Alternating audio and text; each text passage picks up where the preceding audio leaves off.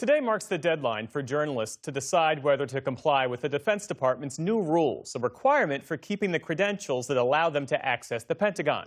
The Pentagon's chief spokesperson has described the new policy as common sense, but virtually every news organization, to include PBS News, has refused to sign it, arguing that it infringes on First Amendment protections. Where there was a historic outcome. I want to start with that real quick. For decades, reporters have held building passes that let them freely enter the Pentagon to attend press briefings, meet with officials, and talk with sources as they report on the Defense Department.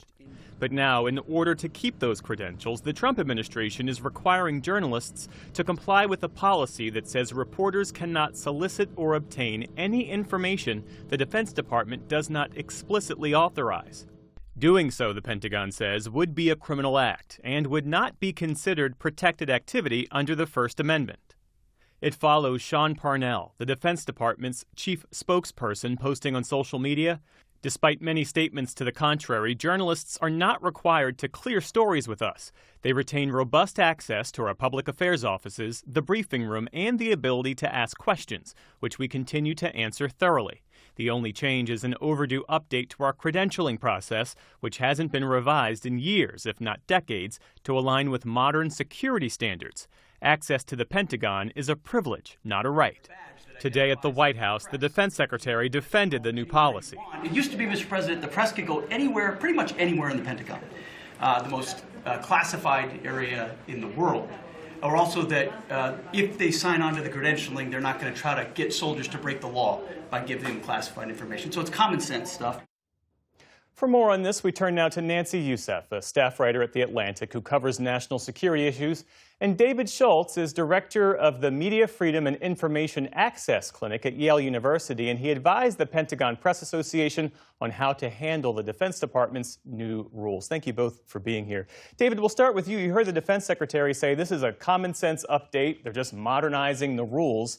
You argue that this policy criminalizes routine reporting. So what exactly in the language makes it so objectionable? Yeah, I would say there's two things that are really quite objectionable. One is, it was mentioned just now, that it says that it's improper to solicit information if it has not been approved for release. But what the Pentagon calls illegal solicitation, we would call news gathering. And more important than the label, soliciting information is an activity protected by the First Amendment. And beyond that, the Pentagon is requiring reporters for the first time to affirm in writing that they understand that national security is harmed by disclosing information the Pentagon has not approved for release, even if that information is unclassified. We know that is not true. Even information that's classified can often be disclosed without harm, and the public interest sometimes compels its disclosure. Affirming up front that harm can occur from reporting information if it's not officially approved is anathema to a free market, a free democracy, and it's information that could be used against a reporter in future litigation. Indeed, the place where reporters are being asked to sign has a large privacy notice across the top of it, making clear that the document can be used by the Pentagon in court. So I would say the obvious intent here is to intimidate and chill reporting on anything that's not officially disclosed.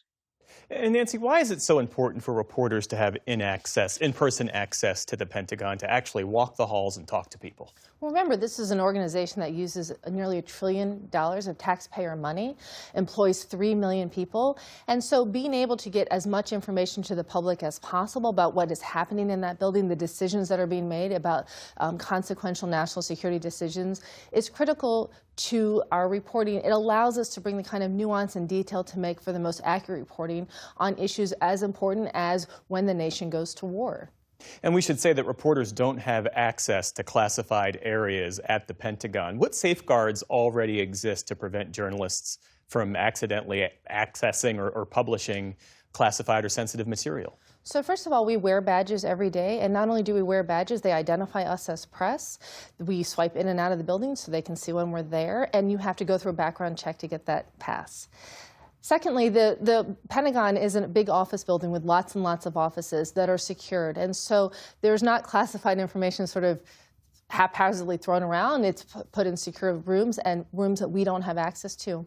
And I would note that the Pentagon has not identified some security breach involving reporters that shows that there has been a violation of these rules. And so I think what you have seen as a press that has been allowed to talk to officials, understand decisions that are being made, and handle information as we are trusted to do by the public in a responsible way.